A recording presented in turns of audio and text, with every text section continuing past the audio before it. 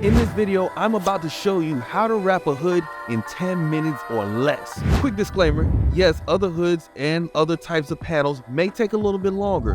I'm gonna break it down step by step, showing you the ins and outs, do's and don'ts on how to wrap a hood, and then also how to cut your time down if you're a pro at it already. But if you're a beginner, I am about to show you the best gem ever, because everybody wants to get their hood done, and so why not start there? Let's get straight into it. First, there's a few things that you must know about wrapping. First, never wrap before. I suggest you take the time to practice on smaller pieces. But if you have and you're really ready to start on it, and you're ready to start this whole journey, let's get through the basics first. And what are the basics? First is prep and also measuring the vinyl. And in prep, you gotta also wash, clay bar, and degrease in that order. And then you can go ahead and measure. If you want, you can measure before or after, either or is fine. But you gotta go to your roll and then cut that measurement out. Now, as you can see right here in this video, I've already measured it, already prepped the hood, and it's a pretty brilliant color. This is gonna take a lot of people's breaths away, especially when the light hits it at the right time. And yes, I'm wrapping by myself because anybody can wrap, and they can also wrap by themselves. You don't need a person there, but it does help if you do have an extra person with you. Here's a key tip. Before you start peeling that paper back, what you want to do is start to trim by the front, where it's closest to the front windshield, so you can take off that vinyl right there. You don't need it so much right there because it's going to start to tack onto your windshield wipers and everything. So trim it just a little bit. Still leave yourself 2 inches extra, so that way you're not cutting directly right on that edge of the hood. Now, as you can see, I am removing the paper backing from the vinyl. So you want to hold it up under and then pull from up under, but do not pull straight down to the front of the hood. You want to swing it to the other side, so that way if the vinyl shifts, it actually shifts over to that side that you need. So that way you can shift it left and right instead of up and down.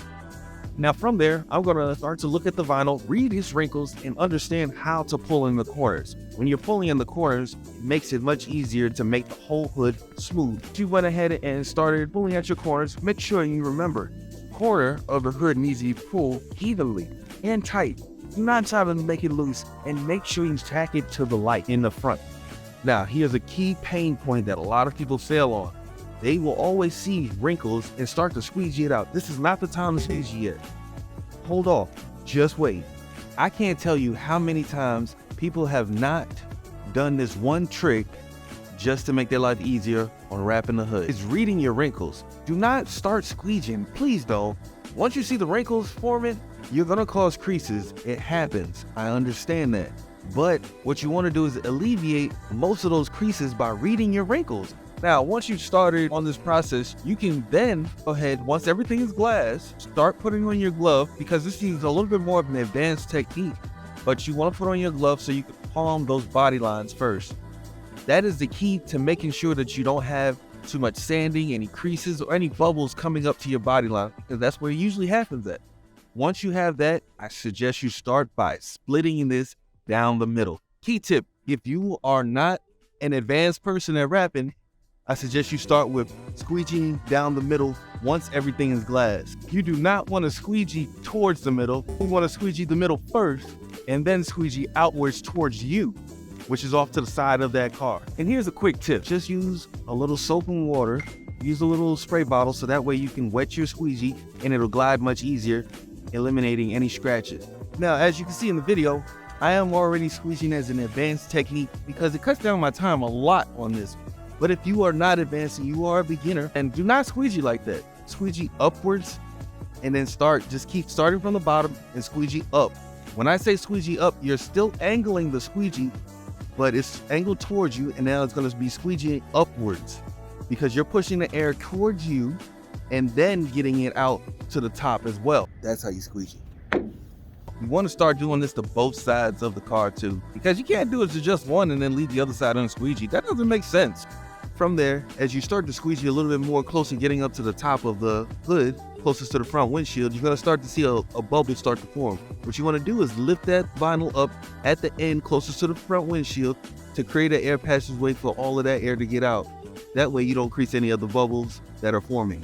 Now, if you have any creases that have formed, do not leave them there. Lift up the vinyl, heat it up in that area that's the problematic area, lay it back down, and then squeegee where you was just at. Now, it's time for tucking and cutting. Serious. Once that is cut on that front windshield here, closest to the front windshield, then you can lift up the rest of this hood and then start to tuck or cut around the edges. And this is where you want to start to lay down that edges or those edges closest to the front windshield first, because if you decide to lift up that whole hood, you may rip the vinyl because it may be catching onto the glass or the windshield wiper.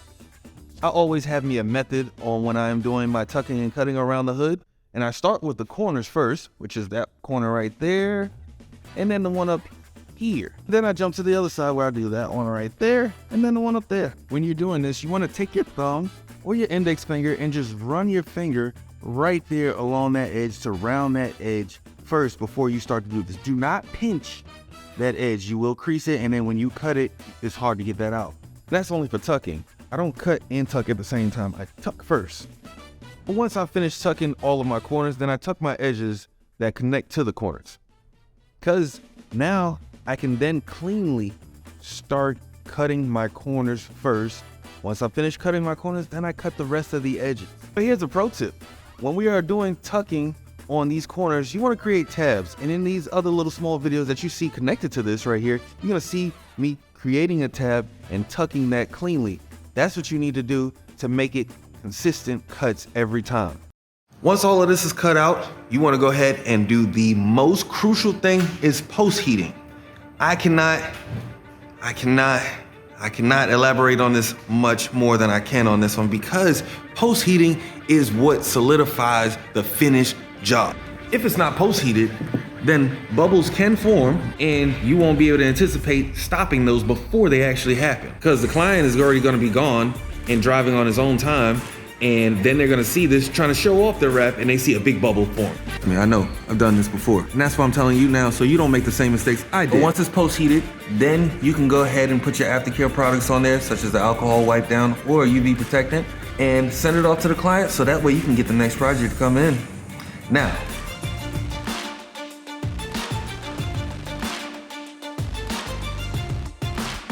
in this video right here, I'm going to show you the facts and myths and how we bust these myths to prove to you what is real about rapping and what's not.